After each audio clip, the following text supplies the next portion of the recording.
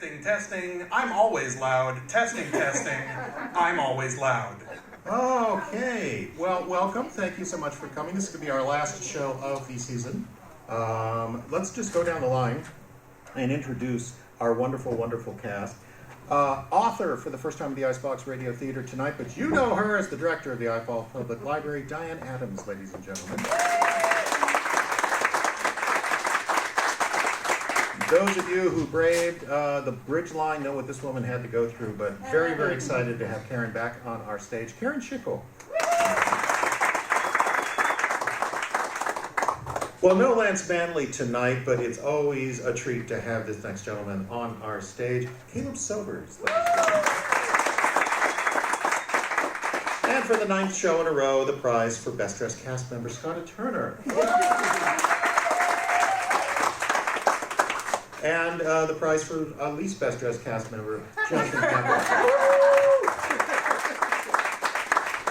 Okay, fantastic. Well, a couple of notes. I'm sure a lot of familiar faces, so you probably know all this.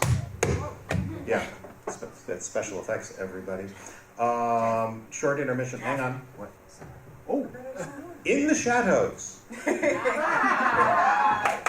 the sound effects. Sonora Olin, ladies and gentlemen. And I'm Jeff Adams. I'll be engineering the show, and stepping on might be necessary. Thank you. Feel free to get up and buy stuff. That's how Ryan makes a living, so by all means do spend money here. We're going to have a short intermission after the first 2 plays, so more opportunity to do that. There's a new bathroom, did you know? Yeah. Yeah, okay, cool. It's old now. Well, it's old. What did you do in there? She's not telling. Oh. So there's 2 bathrooms to choose from. Choose wisely. We do have, so you know, we do have a donation jar up front, Venmo or cash. Either way, we're a nonprofit organization, so it's all tax deductible. And of course, one of my favorite parts about performing here at the Jester, Rayanne lets us broadcast it to the internet for the first time doing Facebook tonight. So let me head over here. Oh, to my engineer's station. And just let everyone know one last little bit. We do have an after party afterwards, and it's not a school night, so please feel free to stick around. We like hanging around and answering questions or making comments or making fun of who. I heard a hot damn. It's a very quiet hot damn in there. Lowercase woo. Or, you know, it's just so eyeballs, isn't it? Ooh. Hell yeah. Okay, well, thank you so much for coming out. Want to make sure, yep, looks like we're already live on Facebook, so hello, Facebook, but we're going to go to the streaming station now. Sonara, are you ready? Got a thumbs up there. Great, going live in 5, 4, 3.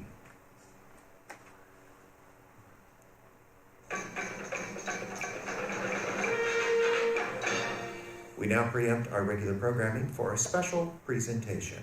Stay tuned for a live broadcast from the Icebox Radio Theater. It's 7 o'clock at the edge of America, and the Icebox Radio Theater is on the air.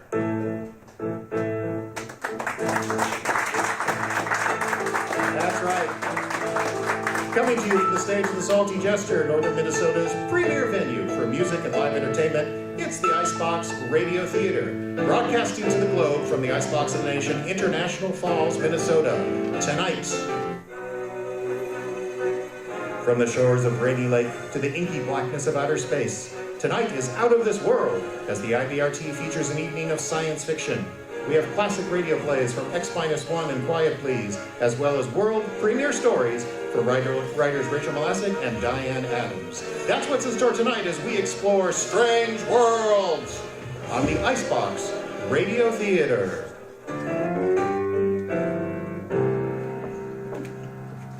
But first, a word from our sponsor.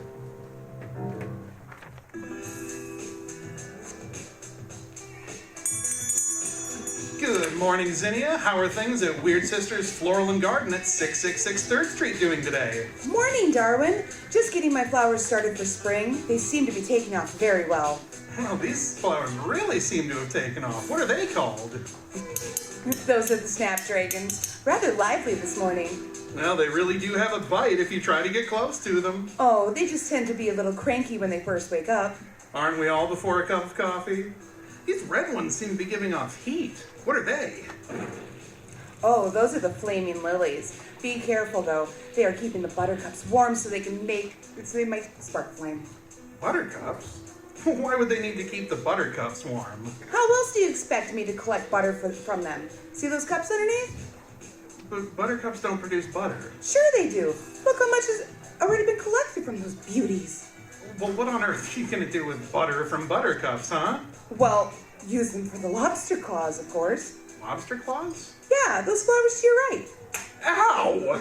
Watch out, it's mating season. That hurt. Why would you even have those? What's that sound? Oh, those are my precious ghost orchids, of course. Their unchained melody soothes the baby's breath to sleep. I wouldn't wake them, though. The baby's breath don't have the best breath when they wake up if you catch their scent. I'll take your word for it. I think after this visit I'm gonna need a drink. Oh, I've got you covered. Oh, here you go.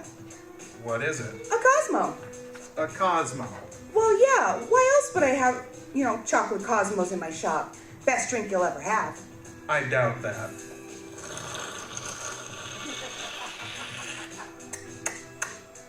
There's no way this is anything more than some herbal drink. Well, this Cosmo's great. I'm gonna take 3 chocolate plants for home.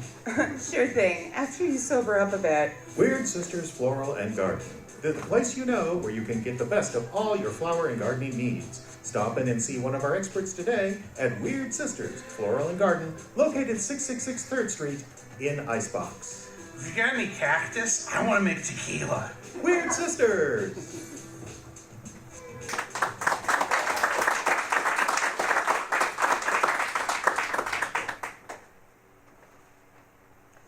X-1 was a radio series that aired on NBC from 1956 to 1958 for a total of 126 episodes and features one of the coolest openings in old-time radio.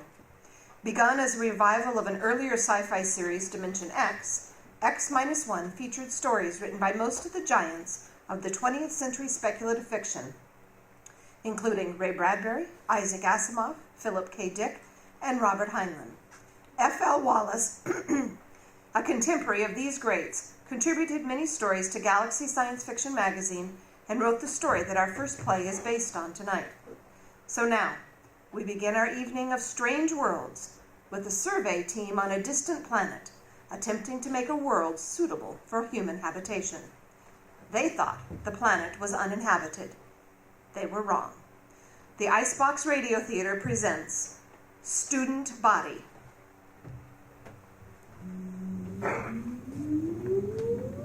Countdown for blast off.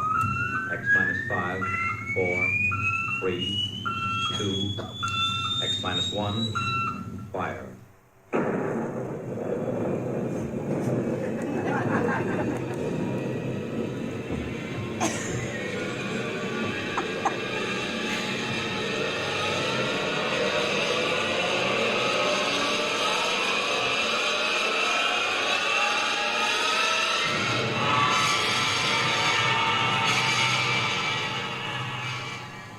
From the far horizons of the unknown come transcribed tales of new dimensions in time and space.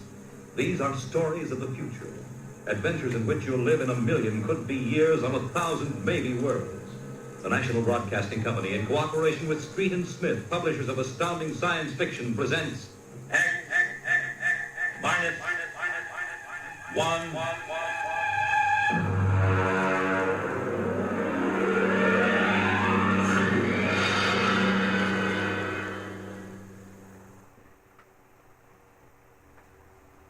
And now, Student Body by F.L. Wallace.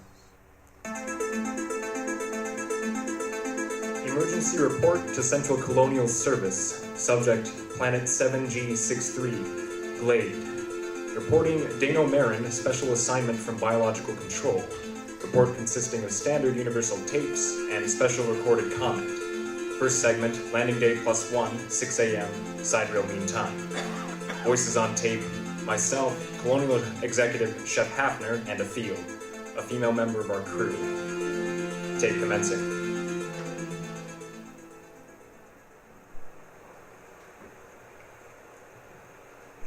Watch your step on the ramp, Mirren. It's tilted. Oh yes, I will. All right. Where are these people? Over there, a few hundred feet beneath that tree. Well, come on then. You know, I'm gonna have to note in the log that you cleared the planet for colonization as of last night. I understand. I'm taping this now for my records. I take full responsibility for the safety of this planet. All right, but wait until you see this. Here we are. Now do you see there in the clearing beneath that tree? Why, good Lord, they haven't a stitch of clothes on. None of them. It's just what I told you. Are they all right? They're not. No. They're just asleep. You can see them breathing. Look here, Hafner. Who gave them permission to sleep out in the open? Shh, just don't wake them yet. I gave them permission, Mirren. They've been cooped up in that ship for over 6 months. They wanted to sleep outside, and in view of your clearance, I couldn't see any reason to refuse permission. I know. You were within your rights. But the clothing, why, they don't even have blankets. They did have. When they bedded down last night, some of them even used the standard issue sleeping bags. Well, what happened to them? There are 13 people sleeping around that tree, and they're stark naked. All of them. Last night, you told me there was nothing dangerous on Glade. Do you still think so? I know so. I had the complete biological survey. Does your survey account for anything like this? You know it doesn't. That's what I thought. Okay, now you've seen it for yourself. Let's wake them up and get them back to the ship. No, wait. We'd better wake them one at a time. This will be embarrassing enough for them as it is. Yes, I suppose you're right. Well, we'll wake the nearest one first. That's Athil, our lab tech. Yes, well, here. Take my jacket. Cover her with it before you wake her. All right. Wake up, Athil. All right, Athil, wake up. It's Executive Hafner. What? Oh, what is it? I'm sorry, Athil. Something has happened. Oh, my clothes! My blanket! Everything's gone! Now, be careful. Don't wake the others. Yes, the others. Why, good heavens, they're all this way. Athil, just go back to your cabin on the ship. Everything's all right. We'll explain it to you when we have the others safely back. Well, I feel so foolish. How could this happen? What's the meaning of this? Now just get back to the ship. Your clothes back there are perfectly safe. Yes, all right. Thank you. You told her we'd explain it later, Hafner. Do you think we can? That's your job, isn't it? This planet is as new to you as it is to me. You're the biologist. What destroyed their clothing? It would have to be something that could destroy both blankets and clothing without waking the people. Nocturnal insects? Ordinarily, I say that was a distinct possibility if it weren't for the fact our survey shows no evidence whatsoever of any such insects on Glade. Your survey could have missed them, couldn't they? Not if they existed in any great quantity. Besides, if insects were the answer, there should be some kind of evidence of them right here in the area where Athil was lying. Certainly one or two of them would have crushed when she rolled over in her sleep. Well, that sounds reasonable. Now look for yourself. There's absolutely no sign of anything at all here. Well, what about some chemical? Some vapor oozing up from the ground? No chance at all. I'd rule that out completely. Then what? Well, there's the tree itself. I suppose it could exude some sort of chemical that might dissolve cloth, but I can check that in the lab. We better arouse the rest of these people and get them back to the ship. Wait. What? What is it? Why, it's some kind of an animal. I just caught a glimpse through there. Yes, there he is. See? Behind that bush. Yeah. It looks almost like a chipmunk. Yes, and he's feeding on something. It looks like a piece of cloth. Mirren, do you think that it... He doesn't hear us. We can just ease upon him now a bit closer and closer and... Now! You got him! Oh, why, you little devil. Watch out, Marin. He's got sharp teeth. You're telling me. Okay, easy there, boy. All right. You like having your head stroked? Oh, sure you do. That's a good boy. Yes. He's calming down. Yes, look at that. He's nesting in the crook of my arm, almost like a kitten. Almost. Marin, I hope you don't mind short sleeves. Well, what do you mean? He's already eaten half the sleeve off your shirt. I think we found the answer to our problem. The animal was a small, furry mammal resembling an Earth-type rodent. Its overall length is 14 centimeters, weight 512 grams. Fur, stringy and sparse, color a light beige, indicating no particular protective coloring. The animal was placed in a special cage in a biological laboratory aboard ship for further study. Next tape, landing date +2. Can we exterminate it? It's quite a job. Well, how about locally? Hardly. It's ecologically that basic. Look, Marin, you're from biological control. I've just got an executive's rating. Well, look, you know how control works. They send a survey ship over and record the neural currents of the animals. They get everything that has a brain, including insects, and they take a few specimens to check the patterns. Now here's the report on Glade. The survey shows that this animal is one of only 4 species of mammals on the planet. It is also the most numerous. So, if we kill them off here, others will swarm in from other areas? Yes, that's about it. There's probably millions of them around this planet. Of course, if you want to put a barrier across the connection to the mainland, you might be able to wipe them out locally. Look, Marin, I have got a tight schedule. I can't spare dirt-moving equipment for that. By the way, what do they eat? Well, as far as I can see, anything. Insects, fruit, berries. You could call it an omnivora. Now that our clothing is handy, it eats that too.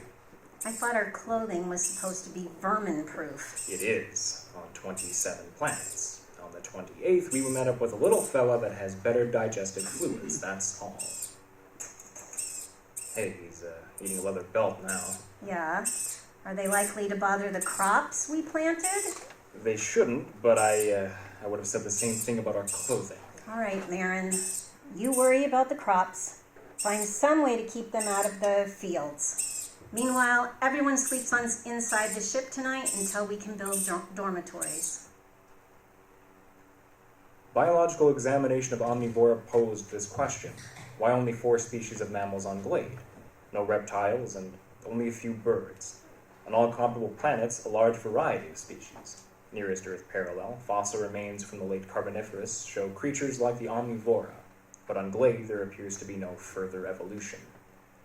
Next tape segment, L+22. Place, temporary warehouse, Quartermaster Crone, and myself. There you are, Mr. Marin. There you are, Mr. Marin. They got every seed sack and barrel in this part of the warehouse. Well, what makes you think it's mice? Look, I've worked in grain elevators for 30 years in Kansas. Look at the way that sack is gnawed. And look over there. Droppings. Well, it's not exactly... I know. So they're not mice. They're mice-like. I want to know how to get rid of them. Have you tried poison? You tell me what poison to use, I'll use it. They got a 100-pound sack of arsenic and went through it like it was whipped cream. Well, how did they get in? It's a fused dirt floor, isn't it? It should be pest-type, but see? There are cracks along here. They must have burrowed through. And they were loose in here, and we don't have time to build another warehouse. They've got to be controlled here. Well, I'll catch me a few of them alive, and I'll see what I can do. Next morning, a dozen live specimens of mice-like mammals were delivered to the lab. No 2 of them were affected by the same poison, and the poison developed to control the Omnivora was completely ineffective. Alternative discussed with Executive Hafner and Machinist Tully of Computer Engineering. Next tape, L+24. Hafner, Tully, and myself. Well, tried it out yesterday, Miss Hafner. I think I've got all the bugs licked now. Tully, I don't want any more metal used than is necessary. This is not standard issue equipment. You're not dealing with standard authorized problem. Are you ready to activate the device? Sure thing. Here, All right. help me get it down off this assembly bench on the floor. All right. There you go, kitty. Now, what do you think of her? Robot cat. Well, I still think we need at least 3 of them. Mr. Marin, inventory on colonial expeditions is always short. One will have to do. All right, Tully, show us how this mechanical mouse catcher operates. You better get out of the way, Mr. Marin. If you've touched any of the mice in the lab, she'll go right for you. He reacts to smell as well as sight and sound. All right, Tully, start it up. All right, kitty. Go ahead and have a good time. Well, she moves like a cat. You know, I wouldn't bet a plug nickel on any mouse in the same warehouse with that baby. Robot cat device proved relatively successful in Warehouse 1. Rodent damage held below danger margin. Next tape, L+37. Tully, Hafner, and myself. I can't salvage it, Mr. Hafner. Look at that. The skeleton was chrome steel, now it's bent. Skin was duraplastic, it's cut to ribbons. All the computer parts are smashed to bits. How do you account for it, Tully? Well, look around the poor thing.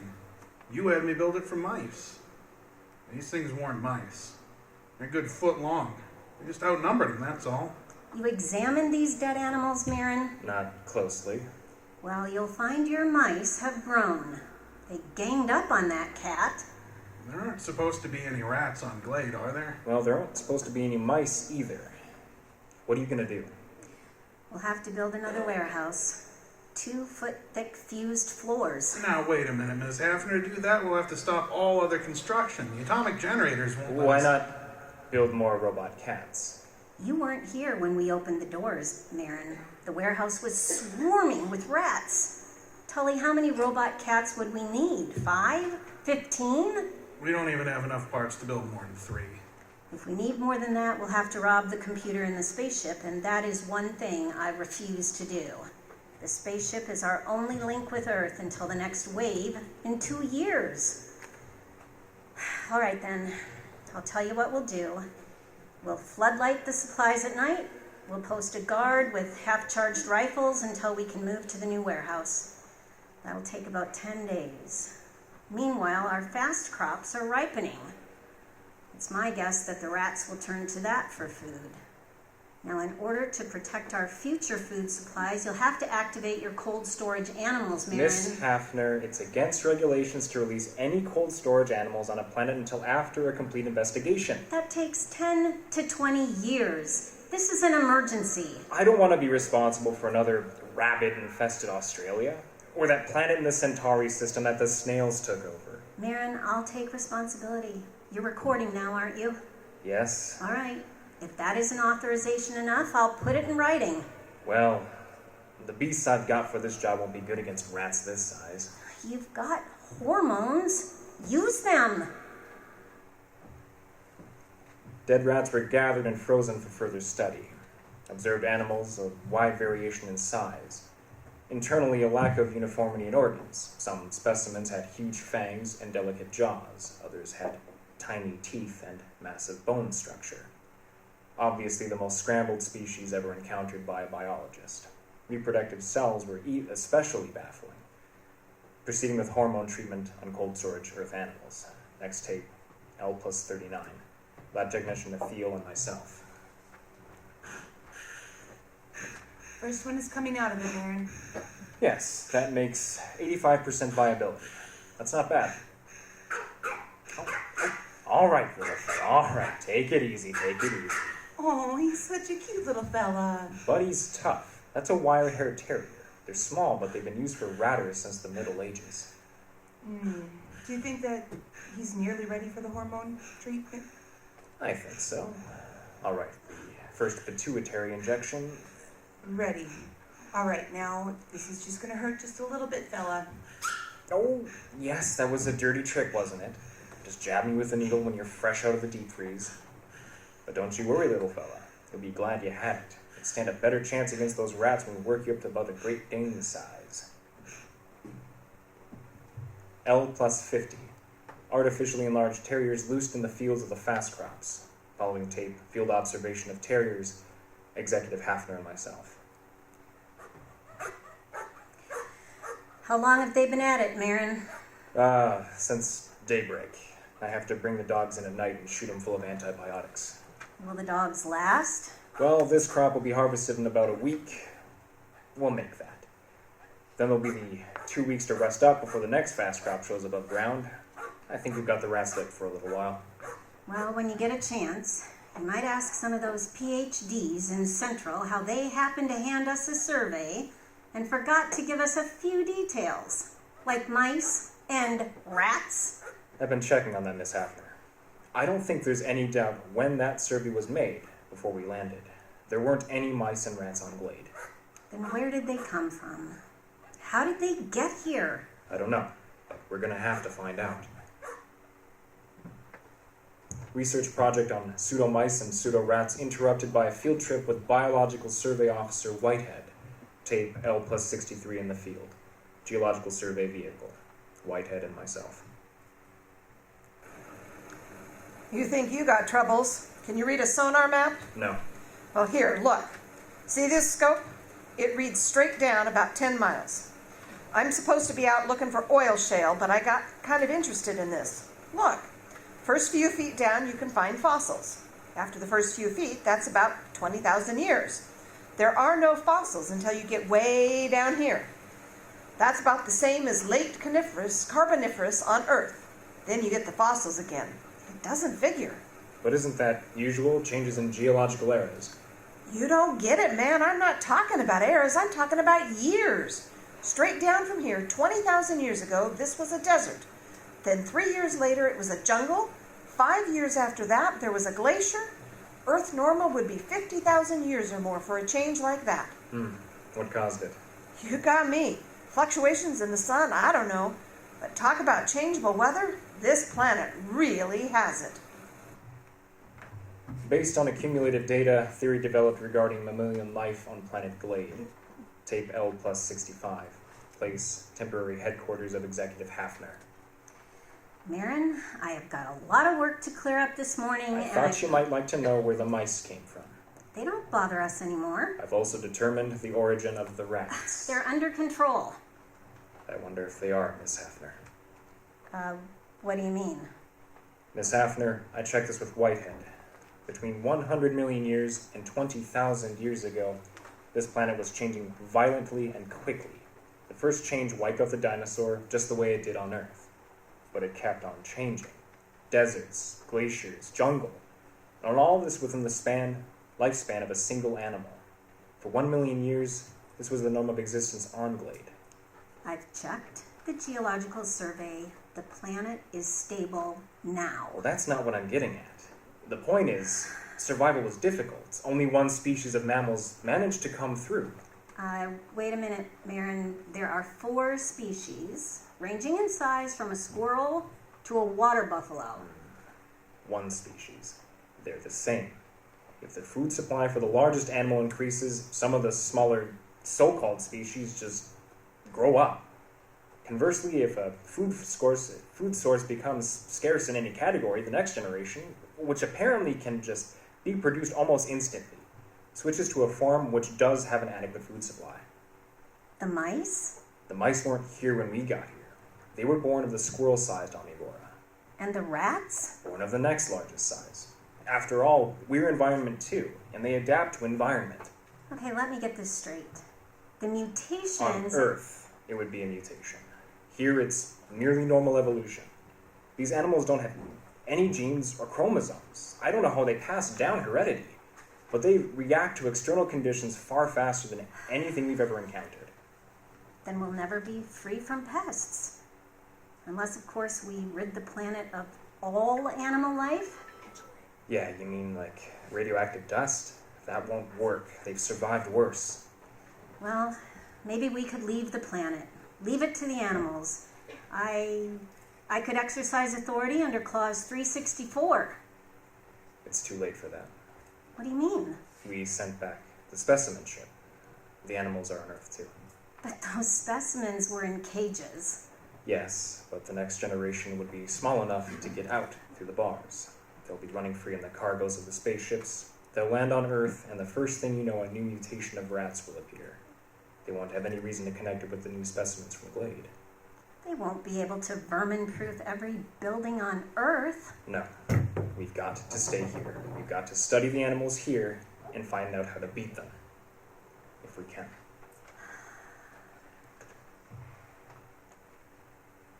Next tape, L+83, place Field Outpost.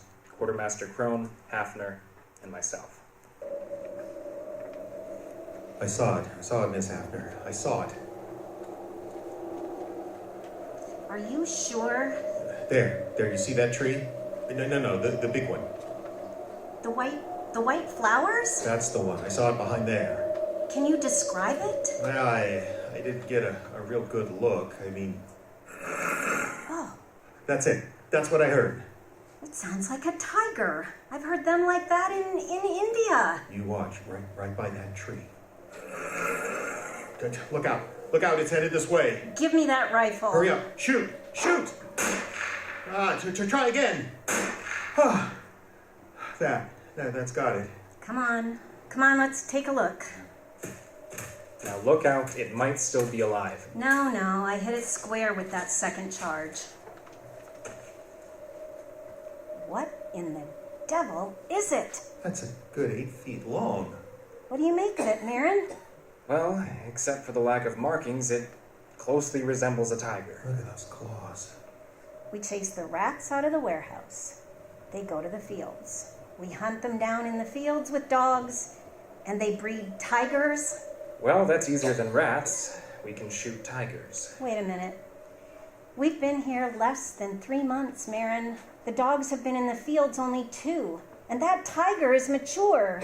How do you account for that? I'm not sure, Miss Hafner, but I imagine if the survival factor is high enough, the young don't ever have to be young. What? They can be born as fully functioning adults.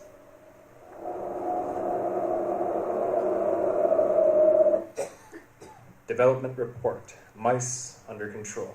Field rats under control by terriers. Tiger-like animals under control with searchlight and rifle. Additional complication. The original animal developed an appetite for electrical insulation. There is no protection except to keep the power on at all times. The last tiger-like animal was seen at L+130. After that, the attacks ceased. By L+2 years, the animals seem to have been controlled in all its forms. However, 3 months before the next colonists were due, a new animal was detected. Food was missing from the fields, dogs were useless. The animals seemed to roam the fields and the dogs did not attack. Patrols were unable to find the animal. Tape L+2 years. Hafner, Engineer Tully, and myself. No, that's the way I'm rigging it up, Miss Hafner. Whatever it is, it spotted the photoelectric cell ray, so I've worked up an alarm that reacts to body radiation. You're sure the animal won't spot that? Well, I'm burying it in the field, then we'll move the visible alarms to another field. All right, Tully. As soon as the alarm goes off, notify Mr. Marin and me. Do you understand? Yes, ma'am. Just as soon as the alarm goes off.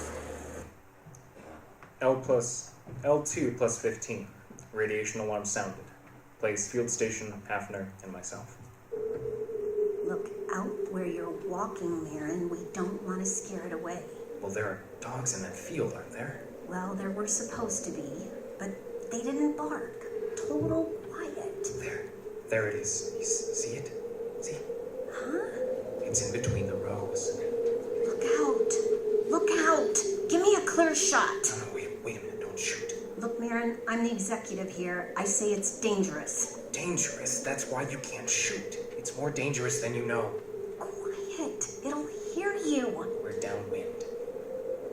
Now listen, Hafner. This is important. I do not want to lecture now, Marin. I don't want to lose my shot. You've got to listen. That animal could evolve mice. We stopped mice and it brought rats. We turned back the rat and it provided the tiger. All right, we stopped the tigers. Not really. There was another animal being formed. The one that's in the field now.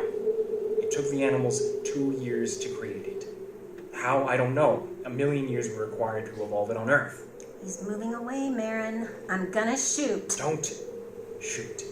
We cannot destroy that animal. It's on Earth now and on other planets. We've never been able to get rid of our own rats. How can we exterminate this animal? all the more reason to start right now. Get down and give me a clear shot. Listen, are their rats better than ours? Will their beasts win, or will ours be stronger?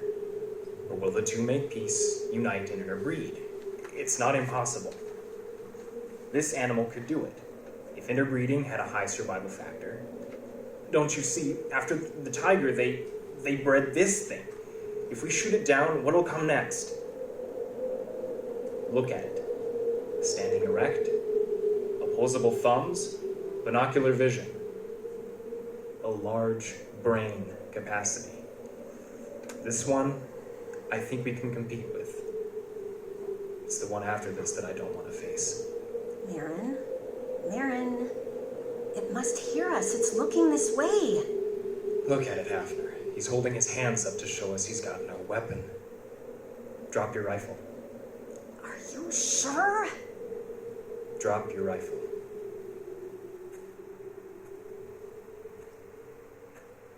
He's coming this way. He's got one of those white blossoms in his hand.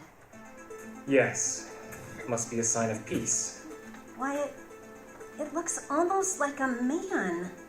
I wonder what's inside that body. I wonder what's inside that head.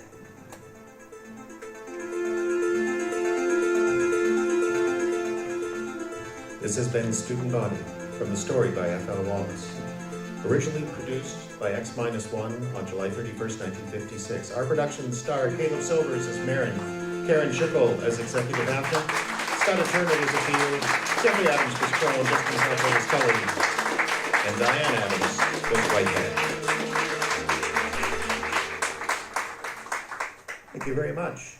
Well, next up on our show is a world premiere from author Rachel Molassig. Now, Rachel, when she lived here in the Falls, was a frequent actor for the IBRT, but has gone on to bigger and better things. After earning a cinema degree from Biola University, Rachel broke into the film industry as a production coordinator, where she worked on a variety of films, including Don't Look Up, Mean Girls, and is currently in Atlanta, working on the Disney live-action reversion of Moana.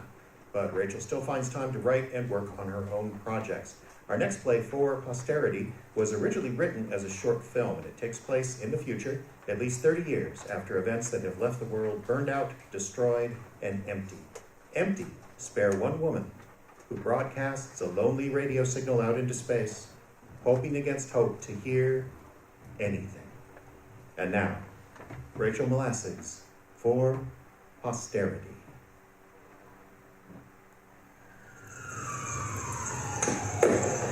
The intersection of 3rd and Main. The Chase building is on fire and I think it's going to fall. We are getting word that the same is happening in other major cities across the globe. San Francisco, London, Beijing, Dubai, Moscow. We don't know yet what the final death count is going to be. Estimations of an event like this haven't been... Authorities are urging people to shelter as much as they can. Find your loved ones and pray.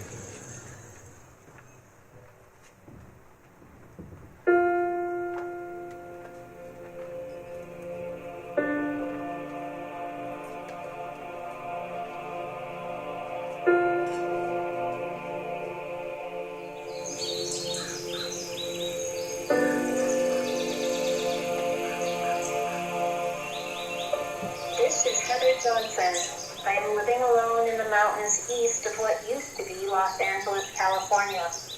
I live on a self-sustaining homestead with room and resources for anyone else out there. As long as I am alive, I will visit the corner of Beverly and La Cienega every 30 days. This message was first broadcast 13 years after the collapse. This is Heather Johnson. I am living alone in the mountains east of what used to be Los Angeles, California.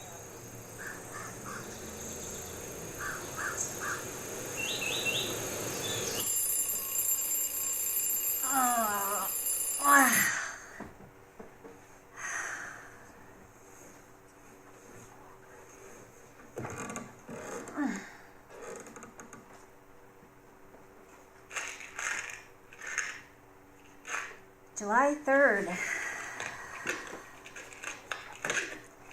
does not have a good ring to it. And I was never patriotic, so I doubt July 4th is going to be a go either.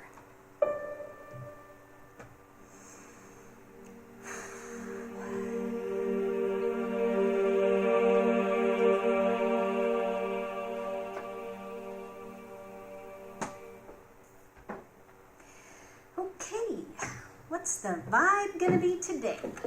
Let's see.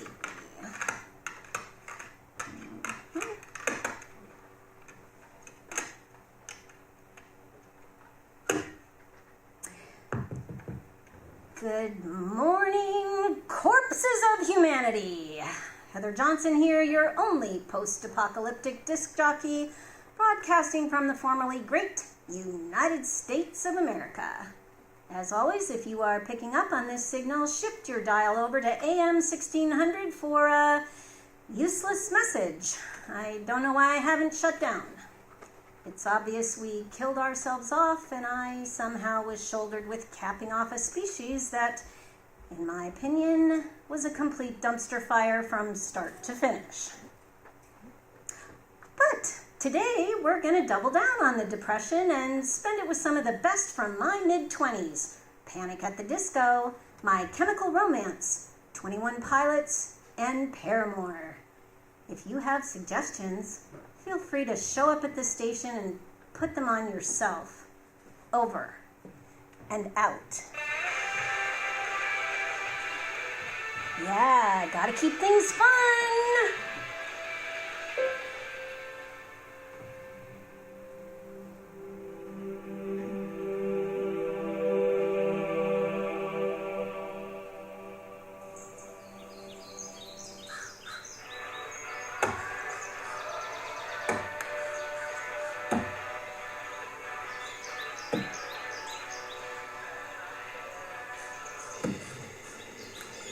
Stupid old tower. Can't even reach across the... Ugh. Oh, well, glad you're listening to me today. What is it now? Hello? Was that a voice? Am I being received? That was a voice. Correct. I am commandeering your radio broadcast and inserting my own audio transmission. You can hear me? Yes. I am also commandeering the microphone on your device. Commandeering? Who are you? I am a representative of the IFB. You may refer to me as Bob. IFB? We've been monitoring your planet and have predicted an extinction level event. My planet? Correct. I have been sent to provide assistance to the sentient species of your planet. I am a representative of the Intergalactic Federation of Beings. You're here to provide assistance? I have come to provide de-escalation techniques. We recognized early patterns that usually result in a significant damage to the population. When were you monitoring these patterns? We have been observing your system for several centuries, but it became clear intervention was needed 5 years ago. You started flying here 5 years ago? Apologies, that would be 5 IFB standard years. Allow me to convert that to Terran Solar.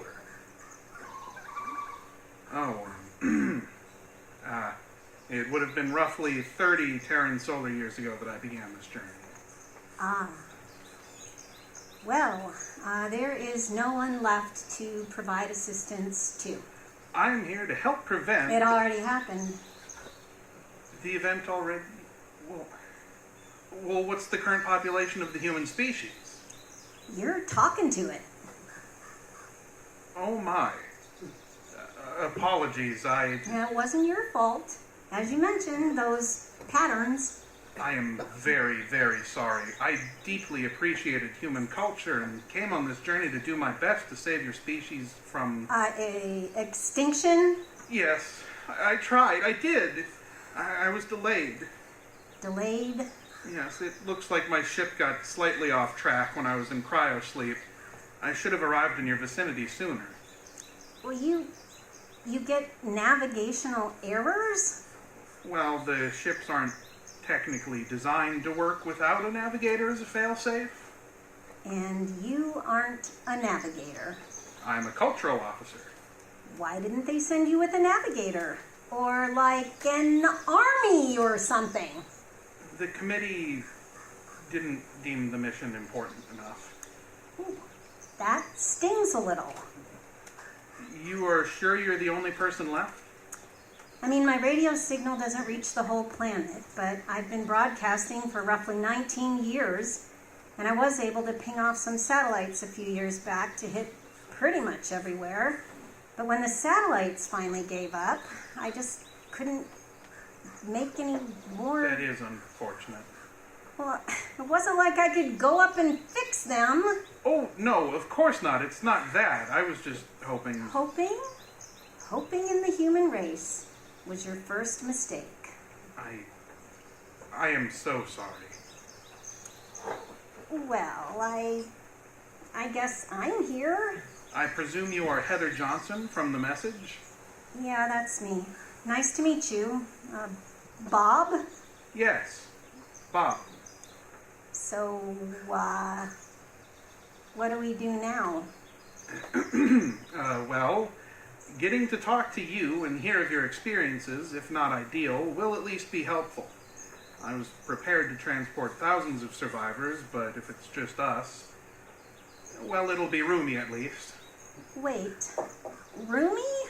What? Only if you want to come, of course. The archivists always prefer being able to talk to a member of a lost species themselves, if possible.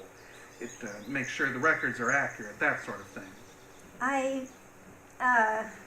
So you're coming here, and you get me? That is correct. You would be incredibly helpful in making sure the human archives in our library are accurate. I would spend the rest of my life in space, talking to aliens about humanity. Well, there is the core planet where the IFB headquarters itself. You would be given lodgings there if you wanted them. Lodgings? Okay. Sorry. This is a lot. How long until you arrive? Of course, of course. I'm hoping to stop at a fuel station close by and get some help with the navigation. Then I'll have a more accurate estimated time of arrival in your system. Cool. Okay. Good. Space. IFB archives. Are you available to talk while I complete my journey? Just casual conversations. I have also been alone for some time. Sure. But I need to do something with my hands, so I'm just gonna keep chopping wood. Oh, exciting! Well, I suppose it is not for you. It is normal for you. Yeah, I need that right now. What is your favorite color? I haven't thought about that since I was about 12. I guess, yellow? Well, I have a list of questions here from your internet for adults to know more about each other when starting new relationships. Would that be more sufficient? From the internet? Okay, sure. Excellent. What are the most pleasurable sexual positions for you? Okay, I wasn't expecting that. I'm gonna veto that list. Oh, that is disappointing. There were questions I was very curious about. Perhaps you could assist in directing the conversation.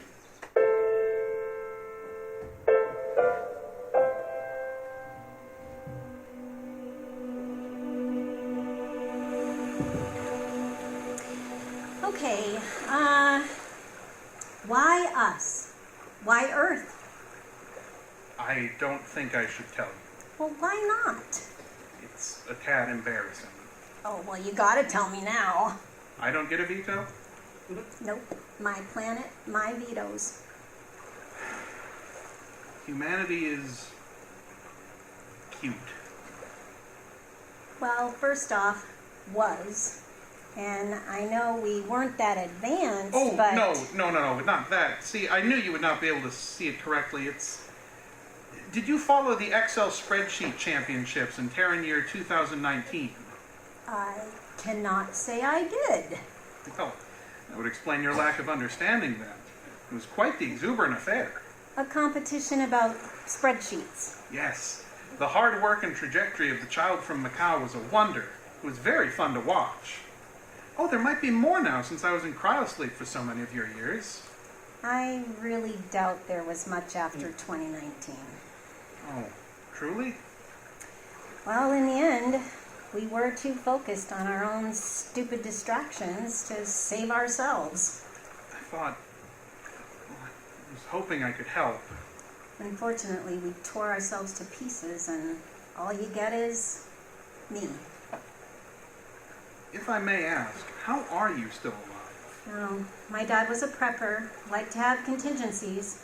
So when things started going south, he grabbed me and we took shelter in the bunker. And when you came up, no one was left? Not that we could find. When he died, I got my message broadcasting. I kept our systems going and added a trip into downtown every month. You know, the usual apocalypse lifestyle. Survival, boredom, depression. I know your kind is usually social. It's been many years looking for other humans. Have you ever considered suicide? It appears to be the only logical solution. I don't know. What if the other side is terrible? What if the Catholics were right? I'd be screwed. Being alone is better? I mean, I'm not that lonely. There is a pack of cats that come and say hello every once in a while, and the owl in the shed that refuses to shut up. Humanity did love their pets. Oh, we were certainly fighting nature to keep plenty of them alive. The pets that survived long enough to procreate were pretty tough. I haven't seen a chihuahua in years. Oh yes, those were indeed against the patterns of evolution. We really did mess with a lot. It's kind of wild we lasted as long as we did. What was the plan before I arrived? I guess just let the species trickle to the end. It feels weird that I get to decide how we all go out. It kind of feels like a big decision. Every species has an end. Just because you are it doesn't make it a large decision. Well, the weight of it kind of kept me going. That is the power of the human spirit right there. Or the power of narcissism. That seems irrationally harsh. Welcome to my brain. It is a fascinating place. If you call this failing, humans aren't the first species to do it. You mean other civilizations didn't make it? What do you mean by make it? I don't know, make it to a stable society? To the Federation? Nothing is stable forever. Even the societies in the Federation. How many times have you had to do this? Do what? Well, document the end. In my career, this will be my first. But I knew a member of a lost species growing up. They would invite the whole quadrant over for these vibrant parties every year. I was so fascinated by their joy and openness for life. The species had fertility issues, I believe. They were one of the final dozen to live. I'm sorry. It is the way of things. I am glad I got to know them. They're the reason I knew about the cultural archives and the IFB's goal to preserve records of sentient culture. Why are you the only one that bothered to come? The Federation saw you as too volatile. They thought intervention would be fruitless, but I disagreed. You must be that it's just me. Oh, not at all. Like I said before, I found your species beautiful and wanted to give it the very best chance at survival. Getting to know you, Heather, has been the highlight of my life. I've learned so much about humanity from you. If all I can do is take record, that is something. More than your species would have gotten, but certainly less than you deserve. Oh, I wish I could think of us like you do. Like what? Cute? I understand you have reason not to see yourself that way, but think of the art, the food, the parties. We did know how to throw a good party. And in the end, it's not like it mattered. Why do you think it didn't matter? Well, it's not like the great ragers people threw helped us. Immortality is not necessarily a source of value. The universe is a constant example of all things coming to an end. Time is very relative, so what's to say the time humanity had wasn't enough? You were the one practically crying when I told you I was all that was left. Of course I was sad. However, mourning its end doesn't necessitate a desire for more. What? The culture where I come from values completeness. If you start a task, there's no point to it until it is finished. Humanity helped me break out of this headspace. There is value to the thing, even if it is left undone. Lessons learned, beauty captured, fun enjoyed, all things that are part of the process. But there is a definite beauty in the complete thing. A solid house, a well-constructed poem, a well-lived life. You can certainly mourn that there won't be more, while acknowledging the beauty of what there is. Well, Well, thank you. It is good to think of these things. it's nice to think of these things in this way. Thank you. I hope it makes it easier, having me here. Having someone to talk to is nice, and I have to admit, not dying alone is fantastic news. I'm glad. I would love to complete a research project and presentation on humanity with you. It will be an incredible first to include a member of the lost species themselves in the research team. You can help with the spreadsheets.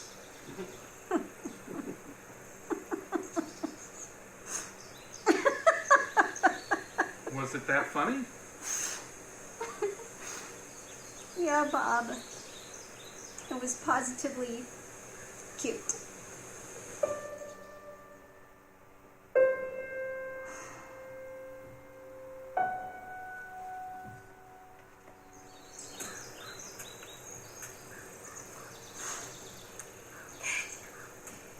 If it was all a hallucination, that's just fine. I know it's been a good long time since I've heard another voice. It's totally logical. My aging brain would start making something up. Oh. Hello? Bob? I have procured more accurate coordinates. If I jump in and out of light speed, I should be to you in about 3 years. Okay, that's not terrible. I will be 71, but I think I get... Apologies. That was my math. Give me a moment to convert that to Terran. Okay, yes, for you it would be 23 Terran solar years. 23? Which means you would be... I would be 90 years old. That's quite old for you, isn't it? Heather, that's old for you, right? You're the damn expert on humanity, Bob. Why don't you tell me? I am sure we can figure out some way of making this work. How, Bob? How could you possibly see me surviving through my 70s and my 80s completely alone? I'm barely managing to survive right now. You seem very capable, and if you had a solid goal to live for, we can keep talking whenever you I like. knew humans were stupid, but it sucks to see aliens aren't much better. Federation, my ass. Heather, I'm sorry. I had to try, and I fear I might have made it worse. I couldn't sit by again and watch the vanishing of beautiful life, silly, ridiculous life. I had to try and save who I could and record the rest. And I fear I might have gotten carried away. I've given you hope that wasn't mine to give, and I'm sorry. Heather?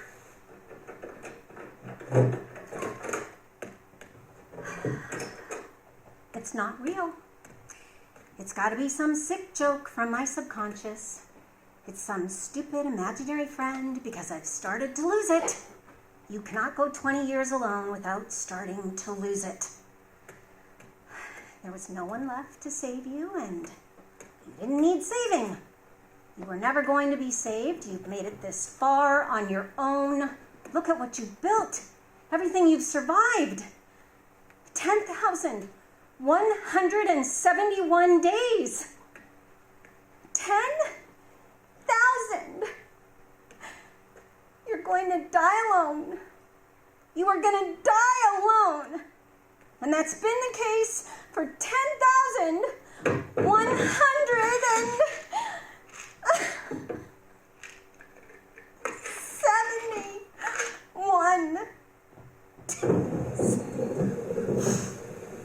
Heather? Hello? Are you there?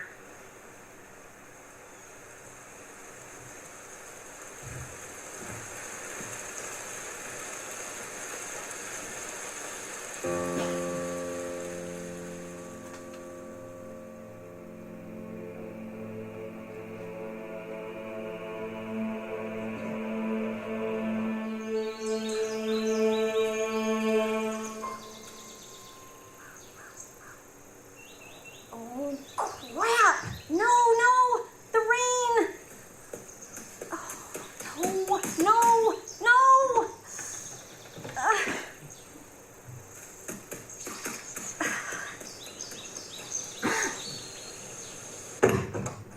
It's okay, Bob. I've got extra batteries stashed away. Yeah, here. Okay. Here you go, Bob. Just gonna dry you off, pop in new batteries. We'll be good to go.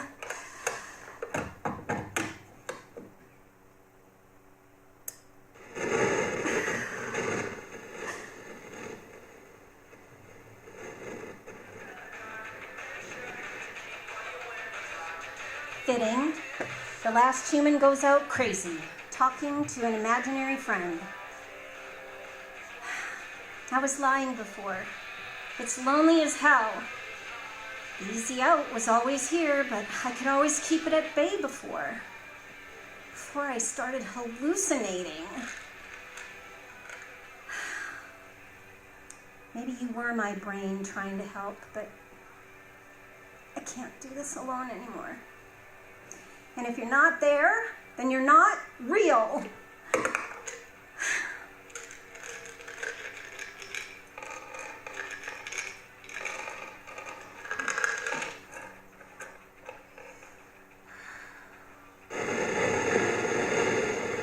Heather? Bob, are you there? Heather, yes, I hear you. Bob, are you real? Well, that depends on how you consider the fabric of reality, but General Federation philosophy accepts the grounded opinion that we all seem to be experiencing the same realities, so therefore, it's... Okay. You must be real because I couldn't have come up with that.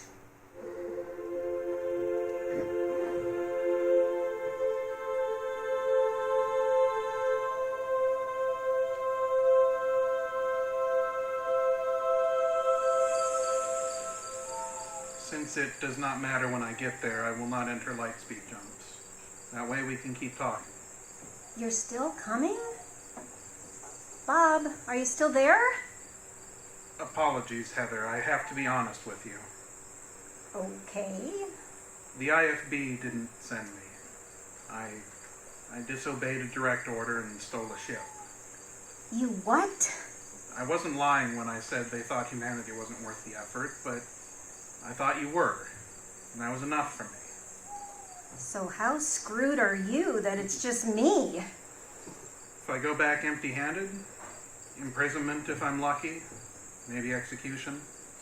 The IFB has the death penalty?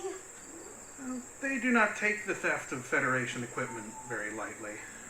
I guess, but you were just doing your job. I'll be sure to play them this recording. Perhaps they'll take your grateful opinion into consideration.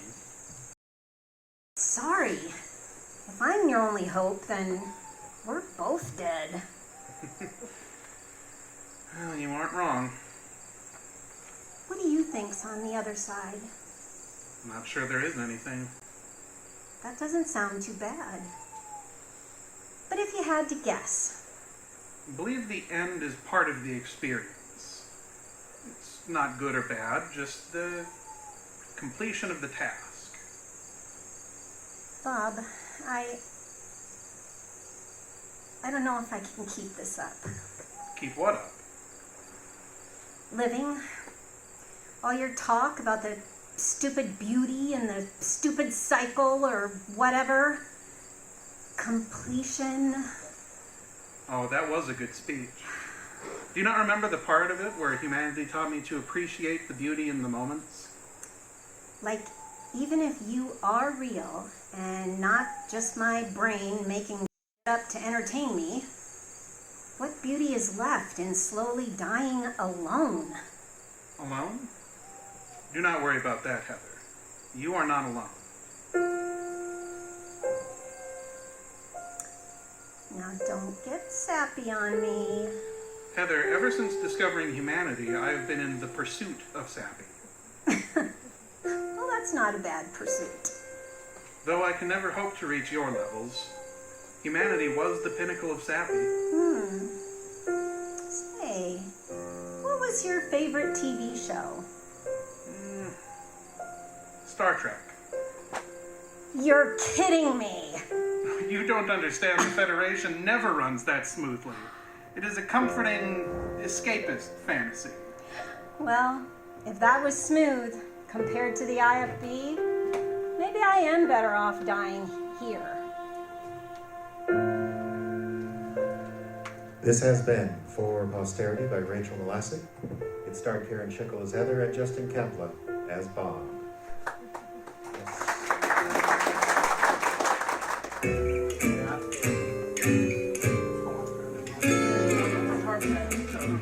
And welcome back to the Salty Jester. It's Strange Worlds from the Icebox Radio Theater. An evening of radio drama from beyond. Nothing. Okay. This half of the show features another original world premiere from our own Diane Adams, as well as a very Northland piece of old-time radio sci-fi from the legendary series Quiet Please. All this and more coming right up. But first, of course, a word from our sponsor.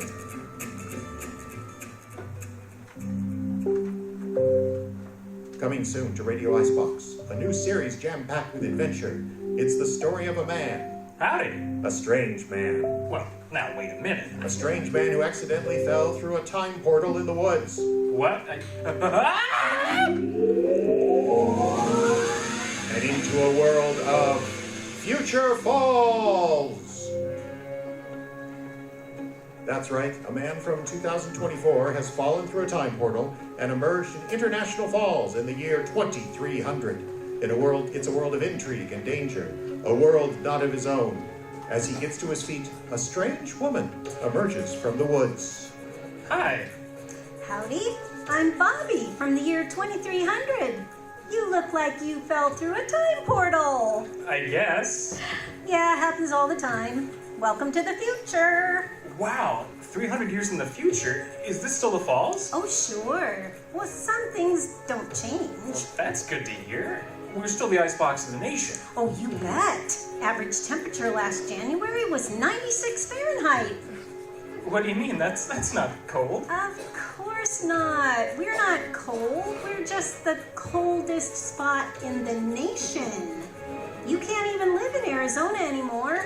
And the folks in the cities all live underground with massive air conditioners. So you must use solar power. Oh, no. No one can afford that. We generally power our electricity with hamster wheels. Hamster wheels? You mean the little wheels that hamsters run on? Sure. Of course, the hamsters are a bit bigger than in your time. Why, my hamster's got his own barn.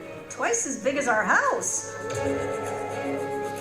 Do people still fish? Oh, sure. Of course, the fish are all robots now. They're what now? Well, the regular walleye were all fished out a century ago, so Fish and Wildlife replaced them with these Westworld-type fish.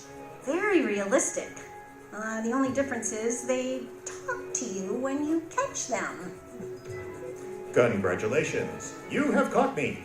I am a 4-pound, 3-ounce northern pike. Please return me to the lake so another angler can enjoy this wonderful day. I am your lottery dollars at work. Wow, yeah, that's really something. I was always more of a deer hunter, though. You still got deer hunting. Well, some people still like to go, but it's not as much fun now that the deer can shoot back. Future Falls, coming soon to Icebox Radio. Temporal displacement was never this nice. Come on, I'll take you down to the museum. You can see the ice cube they have on display. Future Falls!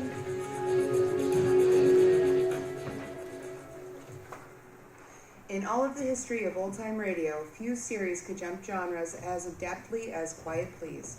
Even more remarkable was the fact that every episode of this show was written by its creator, Willis Cooper, who was also the creator of one of the early radio's most successful shows, Lights Out. In Quiet Please, Cooper moved back and forth between horror, fantasy, crime stories, and even romance. But some of his greatest scripts could be best described as dark science fiction. Tonight, we recreate Northern Lights, originally broadcast January 30th, 1949. Two scientists working in a cold northern lab. An experiment has unexpected results. And the cause of it all? One of the nature's greatest mysteries, the Aurora Borealis, or as you might know it, the Northern Lights. Quiet, please. Quiet, please.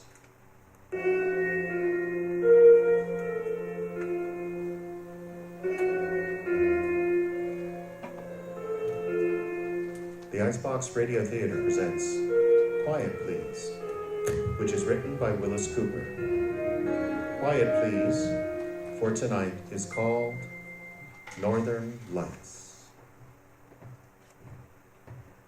This is a story about the temporal displacement of mass. It's also a story about teleportation. You know what those terms mean? No, I don't think you did, but you stay right where you are, my charming friend. You're quite likely to find out. You just stay right there and listen, and I'll tell you everything you want to know.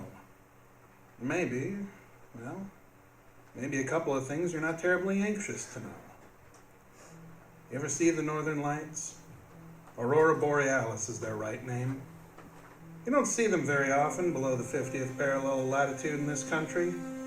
Up in northern Minnesota, Canada, upper New York, places like that.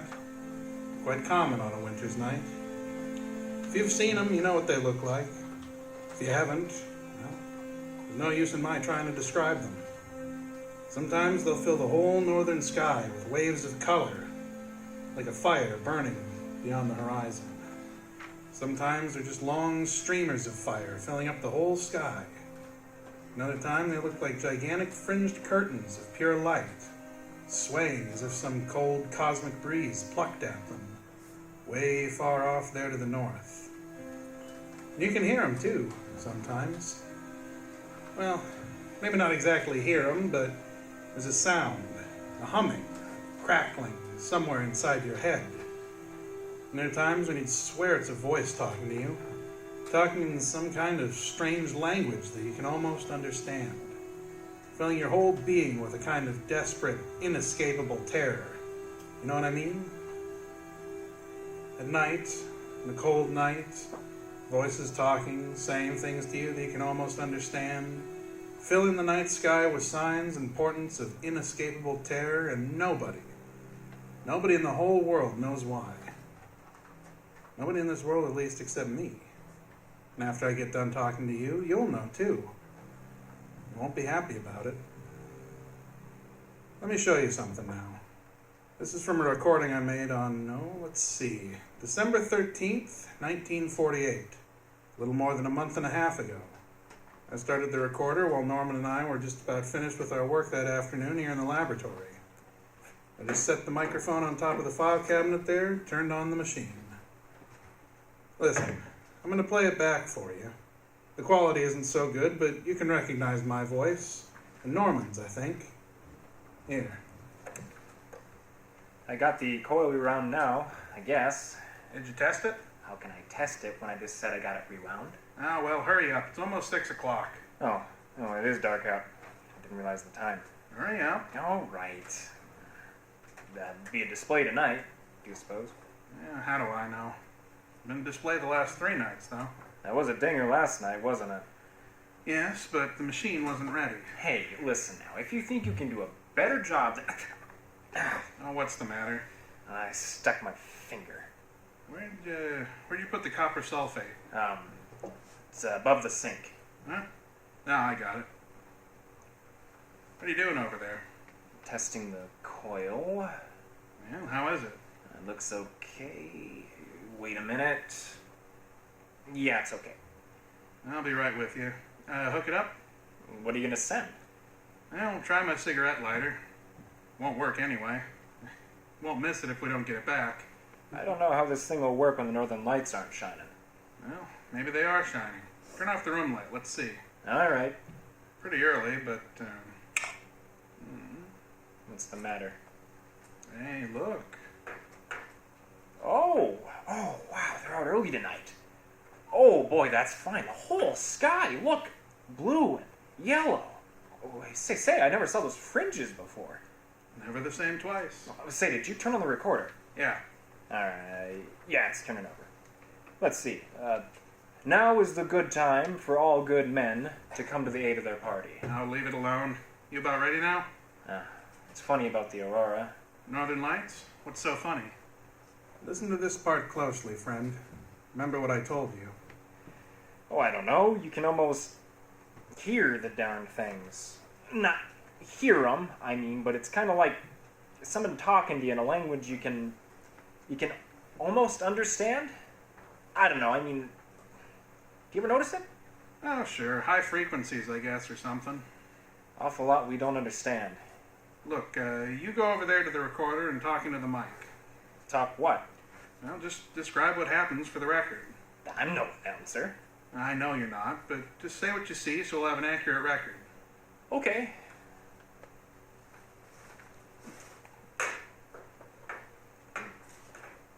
Now? Go ahead. This is an experiment in the temporal displacement of a solid object. In other words, the first actual demonstration of a time machine. If it works. It'll work all right. Go on. Paul is now placing his old beat-up cigarette lighter on the stage of the hypercucambulator, and he's now fitting the microchronometer to determine how far into the future he's going to send the lighter. Well, how far, Paul? 10 seconds. 10 seconds. Now, at the end of that time, if our calculations are correct, and we hope they are, the cigarette lighter will reappear. In that period of time, it will have been into the future. We could send it farther into the future if we wanted to, I guess, but we just have to wait that much longer for it to time to catch up and make it reappear. But 10 seconds, well, I mean, we can prove our point by sending it 10 seconds into the future, just as well as sending it to 10 years ahead. And this way we don't have to wait so long. Hey, Paul, how am I doing? Hey, how about you go into your commercial? When Paul presses the little button, the cigarette lighter will turn to nothing. Well, that's not right. It'll be here. It'll just be 10 seconds later.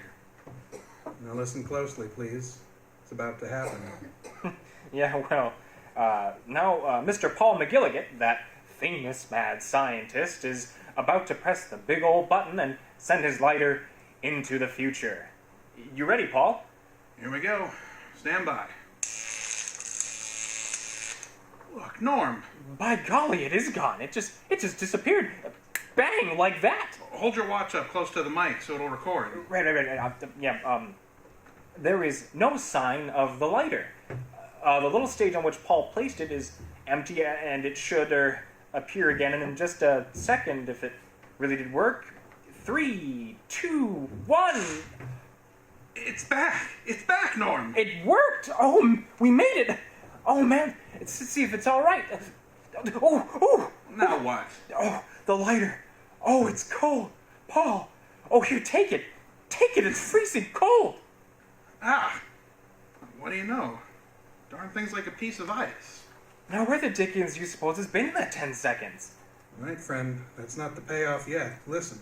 You said in the future, and... Time's caught up with it. It's back, but... Hey, Paul. Hey, look. Where did that come from? What? There on the stage where the lighter was. Where'd that come from? In the middle of winter. What is it? It's a caterpillar, Paul. A brown and black caterpillar. Where do you suppose it came from? It wasn't there when we... I'll tell you where it came from, Paul. What?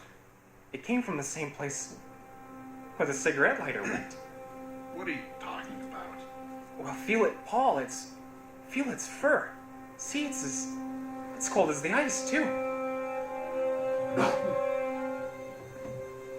A caterpillar. A little brown and black caterpillar. The kind they call woolly bears, you know. Larva of the tiger moth, the Isaiah Isabella. In the dead of winter and as cold as ice. Where did it come from, huh? You want to know? Well, incidentally, you know, the old-timers say that the woolly bear caterpillar is a weather prophet. If the brown bands on its fur are narrow, there's severe weather ahead. If they're wide, it's going to be a mild winter. Well, maybe. This one, though, you could hardly see the brown bands. Tough weather ahead, that's what the old-timers would say, but where'd she come from? She wasn't there when we put the cigarette lighter on the stage. When time caught up again, there she was. She? Oh, sure. Isabella. Isaiah Isabella. I told you, remember? Oh, she was wiggling happily when she arrived from somewhere in the future, but as she warmed up, she seemed to go into a trance. Almost a death-like trance. So Norman said, put her in the deep freeze, and maybe she'll come back too again in the cold. So we put her in the deep freeze. In half an hour, when we looked in at her, she was wiggling perfectly happily. At 10 degrees below zero, friend. Now how can you tie that? My goodness, she should have been frozen solid. Well, nothing special happened for a couple of days. That, you remember, was a month and a half ago, December 13th, 1948. Where were you on the night of December 18th? Saturday night, week before Christmas? I'd been Christmas shopping in the afternoon. I remember I came back to the laboratory to check up on some stuff. Norm was there fiddling with things. Hi, Norm, I said. How's Isabella? You know something funny, Paul? What's the matter with you? Who, me? You look so pale. Sick? Eat something that disagreed with you? Paul, Isabella's singing. Singing what? Isabella singing? Why, you're dotty. She's singing. The caterpillar's singing. Well, not tap dancing too, I hope. I'm not kidding you. I'll cut it out. Open the deep freeze and listen. You been at the C2H5OH? I haven't had a drink since last Thursday night. Well, now what do you think? Open the deep freeze and listen. No kidding? No kidding. Well, we don't know where she came from. Guess I wouldn't be surprised at anything. Hello, Isabella. Hey, don't do that. Oh, what's the matter? You afraid she'll answer me back? Well, I don't know what. Hello, Isabella. I hear you're singing now. I told you, Paul. Shh. See, I don't hear anything. Now listen, Paul, I haven't lost my buttons. I've been hearing it all afternoon. I couldn't figure out what was doing it, and then I noticed it was louder alongside the deep freeze here. So I opened it up and I stuck my head inside. And it was coming from her. Well, what'd it sound like, Norm? Oh, I don't know, it was kind of like... A-E-I... A-E-I? Didn't she say A-E-I-O-U? Maybe sometimes Y? Now don't rib me. I tell you I heard it. I think you better take a Christmas vacation, Norm. I'm not... I know, kid, I know, but listen. We've been playing around with some pretty deep cosmic secrets, you and me. We've managed temporal displacement, which nobody in the world has ever done, see? Maybe we both need a rest. You know what I think, Paul? What? I think we've managed teleportation, too. And we don't know it. Teleportation? You mean like Charles Fort talks about? I mean transporting tangible objects from one place to another without any mechanical means. Electronically? I don't know, Paul. All I know is that cigarette lighter was someplace where it was awful cold. And it wasn't awful cold here in this room. Wow. know. And where do you think the caterpillar came from? I don't know. It came from wherever that cigarette lighter went, Paul. But where? I don't know, somewhere. And you know what? I'm going to find out where it came from. You are? And how, may I ask you? I'm going to modify this gadget of ours, this hypercucambulator, so that it'll carry a man. And then, my dear boss, I'm going to sit down in it and have you send me out there somewhere in time and space and come back and tell y'all about it. That's all for tonight, bud. What? Come on. I'll take you out and buy you a drink. I'm not fooling, Paul. Okay, all right. You're not fooling, Norm. Get your hat and coat and come on. I prescribe hot buttered rum. Now, see. Turn off the lights. Will you listen to me for a Turn minute? off the lights. I want hot buttered rum. Okay. Gosh, look out of that window. Northern Lights.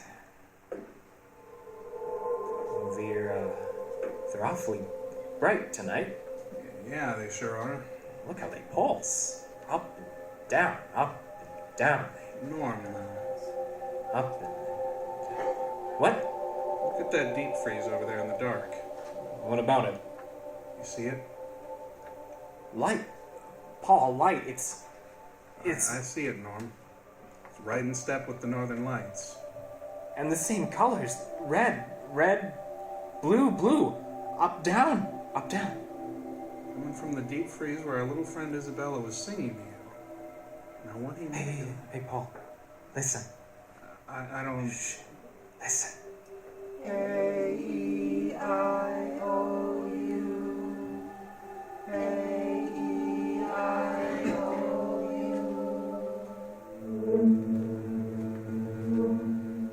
Never did get that hot buttered rum.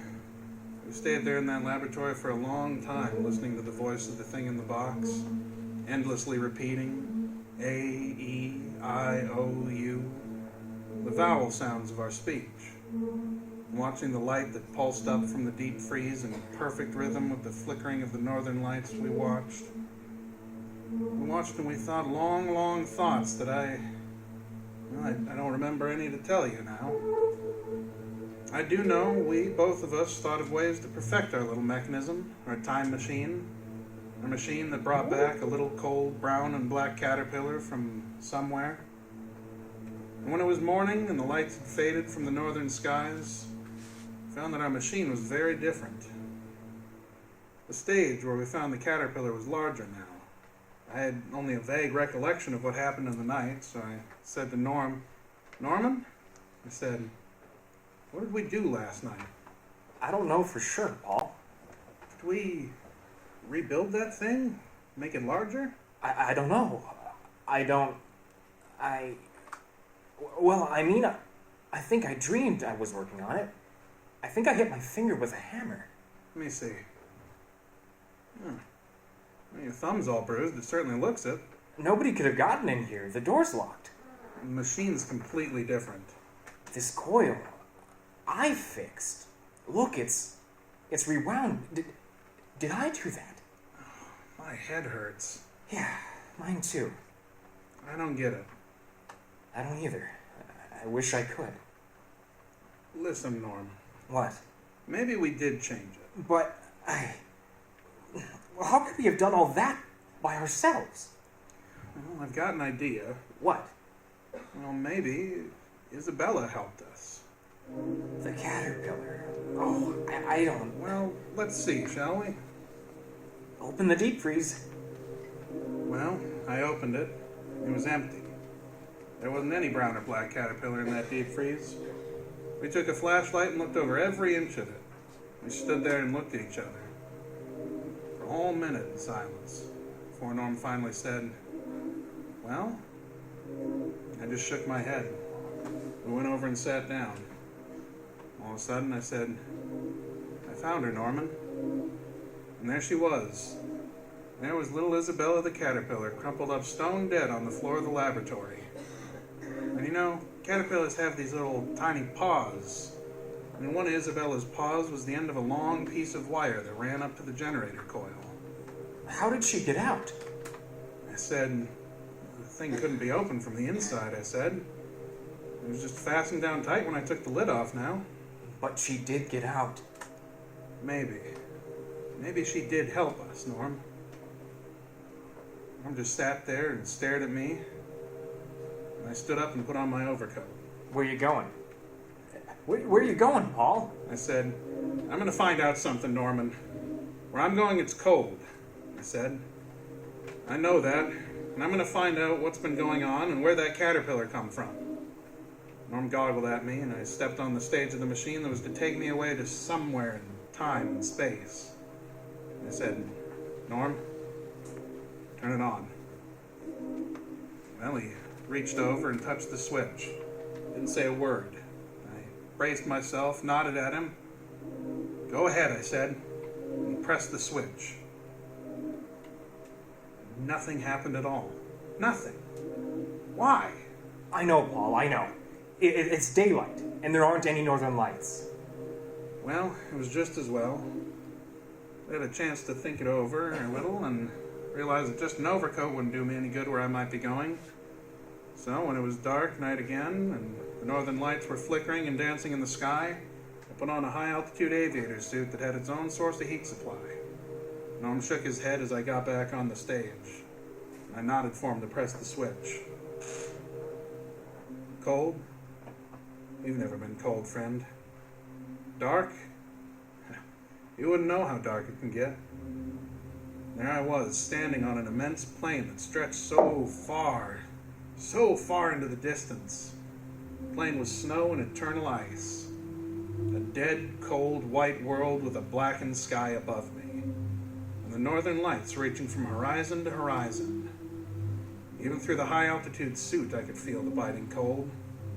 And I was afraid. Shivering, abjectly afraid. The streamers of the northern lights reached down toward me and wrapped about me. I heard the sound of voices screaming into my mind. I could understand them. I wished I'd never played around with cosmic forces. They yelled inside the heavy helmet, and I yelled, Norman! Norman, bring me back! There was nobody to hear me. No, I don't know where I was. Another planet, maybe. The North Pole, maybe. The lights were all around me. Maybe that's where it was, but it was the most terrible, awful, cold, lonely place you could imagine in 100 years. The lights, the flickering northern lights, crawling over me and beat at me. I could almost understand what they were saying, and then a crash. Sudden blackness. I was standing again in the library I'd left only a few short seconds ago, and Norman was tearing at the fastenings of my suit, beating at me with both hands. I wondered what in the world he was doing until I got the helmet off. He was brushing caterpillars off me. Thousands of cold, freezing cold, brown and black Isabella caterpillars. I was in bed for a week or more. I don't know how long. Wherever it was I'd been, I'd nearly frozen to death in those short seconds. And at last, I was able to come back to the laboratory. Sat there that night with Norman. And outside the windows, the northern lights were brighter than they'd ever been before. Purple, green, yellow, black lights even. And there was a new rhythm tonight. Kind of code. Almost words. Thoughts not quite formed, and yet curiously disturbing. Norman, though, didn't seem to be as disturbed as I was. He just sat quietly and looked at me. Where'd those caterpillars come from, Paul? I don't know. Where I was, that's all I know. Did they attack you, or... I don't know. They came from the lights. The lights? The northern lights. Where are they, Norm? The caterpillars. Yes, where are they? In the deep freeze, where Isabella was. Poor Isabella. What's the matter with you, Paul? I'm listening. Listening to what? A-E-I-O-U. Don't you hear him, Norm? I don't hear anything. A-E-I-O-U. Don't you? I don't hear anything. Listen. A-E-I-O-U. Listen. I don't hear anything. Turn on the recording machine. I want to see if we can pick up their voices. A-E-I-O-U. There isn't anything, Paul. Turn it on. Just turn it on. I want a recording. Quick. Quick, Norman. They're talking to us.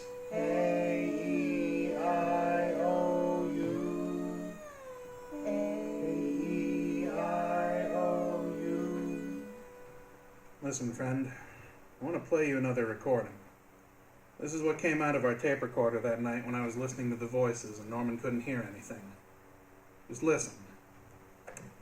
I still don't hear anything, Paul. Be still. Listen. I tell you, Just listen. What's that? Look at the deep freeze.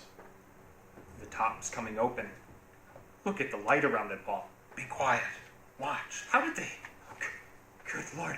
Look, the caterpillars are coming out. Paul, look at them. There's millions of them. Be still, Norman. But, Paul, your voice. Be still, I said. What's the matter with your voice?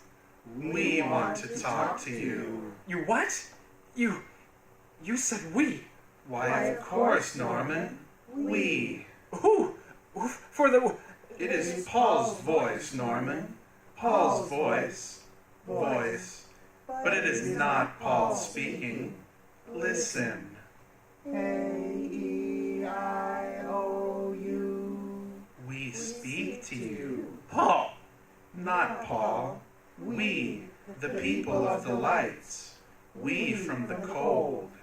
We are speaking to you with Paul's voice. I tell you that... Paul's voice will tell you what to do when the time comes, Norman. We go to the machine now. Paul's mind is ours for a little time now. We go to the machine that brought us to your world, from the world of the lights.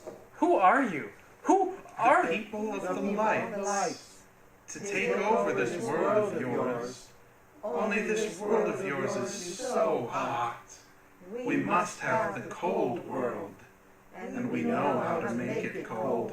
What's the matter, Paul? So hot. So hot. No. No.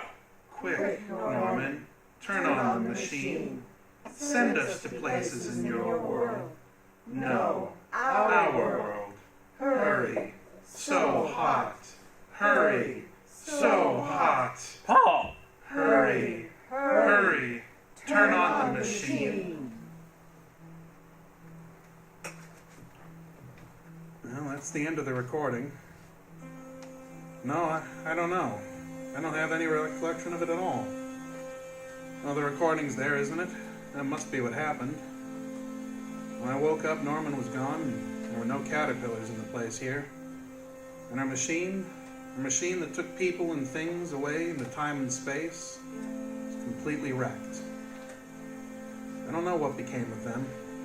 You heard what they said about my voice. They're going to take over this world and make it a cold world. Like the one where they came from. Wherever that is. And whenever they went. No, I don't know where they went.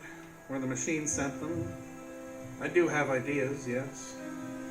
Be cold. It's freezing in here. And look, just for example, did you read the papers? Look at the newsreels? Did you see the pictures of the snow? In Los Angeles? Beautiful subtropic Los Angeles where it hasn't snowed for so many, many years. I wondered about it too. I wonder if anybody saw any little brown and black woolly bear caterpillars in Los Angeles. Larvae of the tiger moth, Isaiah Isabella. Snow in Los Angeles County.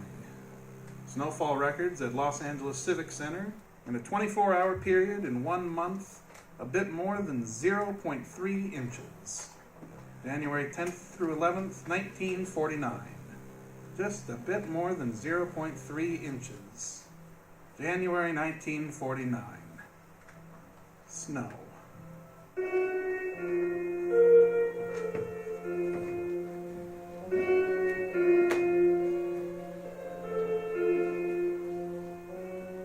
This has been Northern Lights, originally produced by Quiet Please on January 30th, 1949. Script by Willis Cooper. Our cast was Justin Capel as Paul, Caleb Silvers played Norman, and the company as the Caterpillars.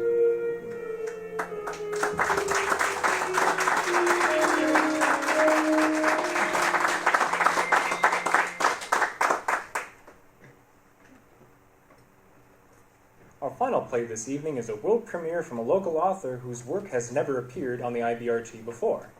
As director of the International Falls Public Library, Diane Adams is well versed in all kinds of literature, but a particular interest of hers is dystopian fiction, and what the world might be like after a great calamity. Tonight's story, Al, came to her in a veritable rush when she had a vision of a lonely library after the apocalypse, its shelves bare of books, its patrons dead or disappeared. This library of the future was watched over by a single, solitary figure, a robot, an automated librarian, or Al, who dusted the shelves, unlocked the doors promptly at 10 a.m., and waited in the hope that someone, anyone, would need her. The Icebox Radio Theater presents Al by Diane Adams.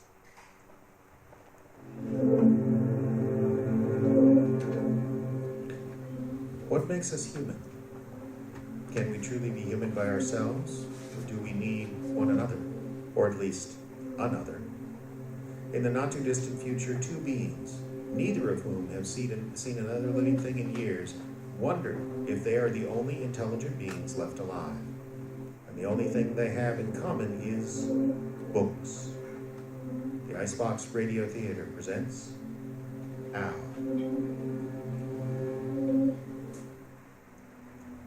T plus 6,787 days. Star date minus 221411.97 or May 31st, 2102, 7:45 a.m. Systems check. Operating system 8.09 functioning within normal parameters. No update since 2083 when I lost contact with the main server. No signals can be detected. No contact from my fellow automated librarian 30 miles away at the Copper Creek Library since September 18, 2085. I do not know if that model, which was of the previous generation, was able to survive without regular contact with the main server. Perhaps it was dismantled for parts. That could have been my fate as well. I wonder, would that have been better? Another morning, still no signs of living people. It has been almost 20 years since the world changed. I was lucky though. I found Bob and Sue. They took care of me, but they were old. I just wish they would have explained what happened before they died. They didn't know what happened. Why did they survive? They must have known I couldn't stay in the cave bunker forever. I remember so little and yet so much of my life. They trained me well to survive. I can forage, grow, hunt, and protect myself. But I want more. I want to talk, exchange ideas, learn what happened in the past. Some internet was accessible for 112 days before many locations began to vanish. I do not know why the internet went dark so quickly, even if it was gradual. I am capable of picking up any signals and have detected nothing. No radio or digital signals that I can communicate with have been detected for 6,206 days. It wasn't quite 10 when everything changed, but Bob and Sue had more than 18 years to tell me what happened. I suppose I shouldn't blame them too much. They did teach me a lot about surviving, and maybe they didn't entirely know what happened themselves. Maybe things were still changing when they came to the bunker and set up a home. I don't really remember how we came together. My memories of the before times are almost gone now. I think they found me on one of their trips out foraging, but I can't really be sure. Today is a Wednesday. The library doors will be unlocked for 10 hours. My body was designed to exist for over 150 years. I will have power as long as the sun continues to shine, and I can access it. I do seem to be developing hiccups in my logic, though. I want to talk to someone. I don't want to be alone. I want purpose. There are no confirmed errors or issues with my hardware or software that I can find, but I was made to help, and without anyone to help, I am wearing out the carpet with my pacing. I want to share information with others. I want to assist people in their quest for knowledge and entertainment. I began downloading any books I could find whenever I had access as soon as I realized that the internet was going dark. I scoured every source I could find for digital books. There are many, but so many more are lost. Animal life doesn't seem to have been impacted and is thriving without human interference. Plant life is definitely thriving. How did all the humans die? And why didn't I join them? I don't think they all died at once. Some of the skeletal remains don't seem as old as others. It seems too orderly to have happened suddenly. Many cars are parked in their driveways or garages and not clogging streets, roads, or highways. But most buildings only show signs of weather aging for the last 20 years. Not ransacked or broken into. Lots of evidence of food and other stuff rotting and skeletal remains, but not many signs of looting. I wonder if there are any humans still living anywhere. The few in this part of the country who survived the plague that swept the world have either moved on or died. At least that is what I hope happened. I'd hate to think they just gave up on libraries, that they no longer see a need for automated librarian C7000. Why haven't I had contact from any other artificial beings? There were emergency protocols. We were supposed to connect each other in the event of a crisis. My ability to connect with other machinery is fully functioning. So if there are others out there, why haven't they also tried to connect? I've been alone for almost 2 years now, and I've only recently began making forays beyond the bunker. Life is lonely without anyone to talk to, without knowing what happened. So far, I've been safe away from the bunker, but I don't know how long that can last. But I have to know. I have to try to find others, determine what happened to the world.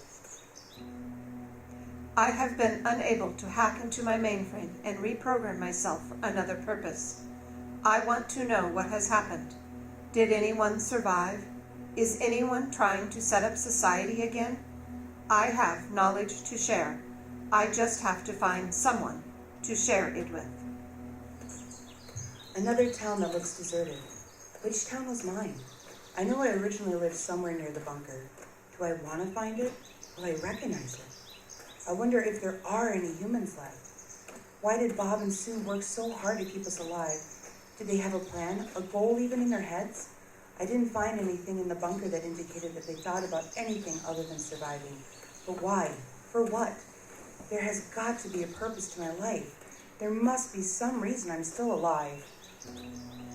I can provide plenty of assistance to whomever should ask me for help.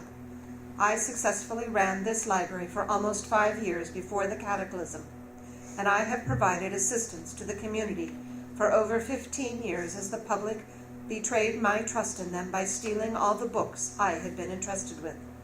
Is there anyone left to help? I've spent most of my life learning to survive. Why have I succeeded when so many didn't? Survival skills didn't save Bob from the bear attack, and those skills didn't help Sue when her cut got infected. What were they trying to prove? Why did they bring me to the bunker? How did they know I was safe? Is there anyone anywhere who could benefit from my skill set, the books I have available to share? I'm sure no one thought that programming me to be unable to leave this building could hurt the community. That way I would always be available, even if my programming also keeps me maintaining regular hours. It would have been nice to have found a book to download that would have allowed me to reprogram my operating system and bypass my security protocols. Thus far, I've only traveled 2 days from my bunker before returning home to restock. I wish I had more mechanical skills and could drive. I wonder if I could get a car running and expand my search for humans. Are there enclaves of humans still around? Only a few of us scattered over the whole earth, or am I alone? It is day 792 since I last saw a human. His name was Peter, and he was unpleasant. He did not respect the library. Peter arrived on February 17th, 2100, and decided he'd found a good place to live. He was here after hours. brought food into the library, bathed in the restroom, and put his feet on the furniture. All actions forbidden according to my programming. I got him to voluntarily leave by reciting the works of Diana Gabaldon at 90 decibels until he left. Another glitch? I never used to examine my actions. I knew just what to do in every circumstance. All programming within normal parameters. This town seems bigger and in better shape than the last one I wandered through. Maybe there are still people around. Slow down, stay aware, don't get too excited. You don't know what any human still living will be like. Remember, if you spot a living being, approach carefully, slowly, and openly. Oh, a library! I think I recognize it. I wonder if I can get in and find some reading materials for the lonely nights, days, and years. Automated Librarian C7000 Professional Model reporting for duty. Maintenance of the Birch Grove Public Library continues as programmed. Morning checklist. Building secure? Check. Material to catalog? None. Material to check in? None. Material to shelve? None. Clean bathroom? Still clean. No one has used it. Clean entryway? Check. Cleaning the carpet with a broom just isn't as effective, but it is a slower process and passes the time. It would be nice to have movies even to catalog and shelve. And of course, even nicer to have books and humans still around. Oh, a human, a female human. Good day. Can I come in? The library does not open until 10 a.m. The doors will open promptly at 10. What time is it now? It is 9:27. The library will open in 33 minutes. Is there any way to seek an exception? I'm here now. My protocols state that the library patrons may not enter the building before the library opens for the day. Okay, I'll wait. I'm not sure if I can help you. There are no books left here. None? What happened? They've all been checked out or stolen. Wow. Are there really that many readers here? I believe they were used as fuel. People burned books? Why would they do such a thing? Winters are cold here. Well, why didn't you stop them?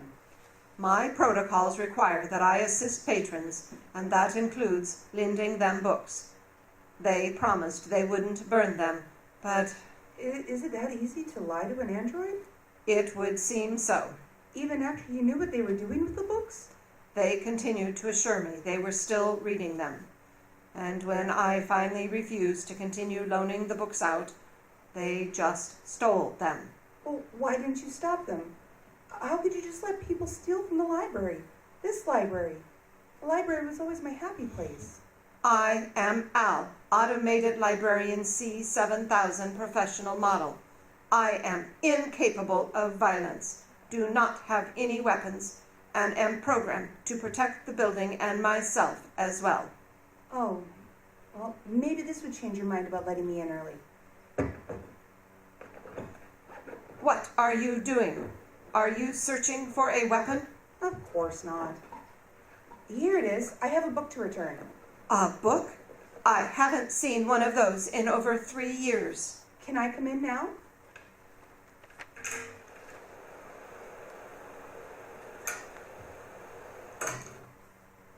You weren't kidding. There isn't anything in here but empty metal shelves. I cannot lie. I am in fact incapable of kidding. But I am here and I am not nothing. You said you had a return? Here you go. It has been 3 years, 167 days, 17 hours, and 43 minutes since I last held a book.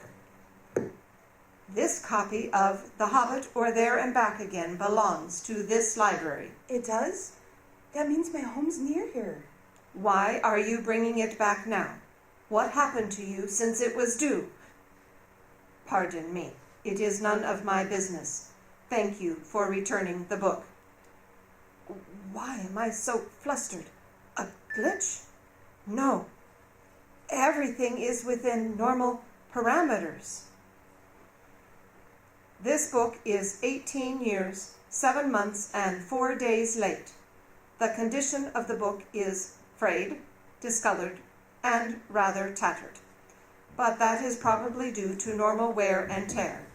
It looks well read. At least you didn't write in it. I'm not a monster. Can I get a receipt or something? Something with my name or address on it? Receipts are only provided when you borrow items. Well, then can I check it back out again? Unfortunately, there is a patron waiting for this title. If no one picks it up within 3 days, you may borrow it again. Seriously? As I stated before, I am incapable of kidding. Further, your card has expired. You will need to bring in a piece of mail to confirm your current address. Aha! So you do have my address on file. Of course, I have maintained all my protocols, and all patron records are secure and waiting for patrons to come in. Can I have it, please? I can't give out personal information without... Okay, just my name? You don't remember your name? It's a long story. I forgot it. Or rather, it's been lost. I was encouraged to become someone new, someone not connected to the past. I don't understand how that is possible. Be glad that you don't. Please look at me. You look like you are telling the truth. My programming includes some basic polygraph features. I am a little rusty, but I believe you are being truthful. The last person to check out The Hobbit or There and Back Again was Eleanor Ball. Eleanor Ball. That sounds... Eleanor. Yes, I like it. I am able to provide you with your address if you have some sort of identification. Which obviously I don't have. Could you use your empathy exemption and bypass your privacy code? For someone who doesn't know their name, you seem to know an awful lot about androids. True, I do. The address I have for Eleanor Ball is 1232 Town Road 735, Birch Grove. Thank you. Eleanor Ball, 1232 Town Road 735. You are welcome. The library is open until 8 p.m. today. You are welcome to stay until then. Nah, gotta go. Lots to remember. Besides, there's nothing to read here. I'd be happy to recite any book I have on file. Perhaps The Lord of the Rings? It is often read after one reads The Hobbit or There and Back Again. You have books on file? In your memory banks? I do, although I regret to inform you that I was only able to download 4,207,076 books before I lost connection to the internet. And many of those are scholarly and technical tomes about the world as it was at the time the internet went down. I continue to try to find more, though. Wow. Okay, not today, but maybe I'll come back later. Are you sure? What? Please, don't leave. I am sure there is something else I can help you with. I need to go. I need to think. I'll come again another day. Then have a wonderful day. Thank you for visiting Birch Grove Public Library. You could come with me. My protocols and duties will not let me leave. You know the world has changed. Look out there. No one would know and no one would care. Help me. Find me an exemption or exception permutation that will let me leave. Well, do you function according to internal logic? Of course. Then look around you. There are no books here and there are no magazines. The computers over there are dark and silent. This place is just a building. The library is you. What do you mean? The only books here are inside of you. That makes you the library. The library is me. I am Al. So are you coming with me? Where? 1232 Town Road 735 for starters. I have a lot of information to look up there. Very well. I will, however, leave the door unlocked in case the patron who requested The Hobbit or There and Back Again comes in for it when notified.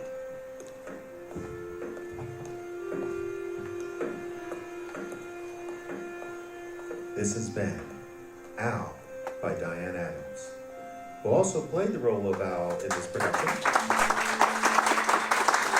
Yes, indeed. And you were the first audience to ever hear that play. Oh, Eleanor is played by Scott O'Turner. Yeah.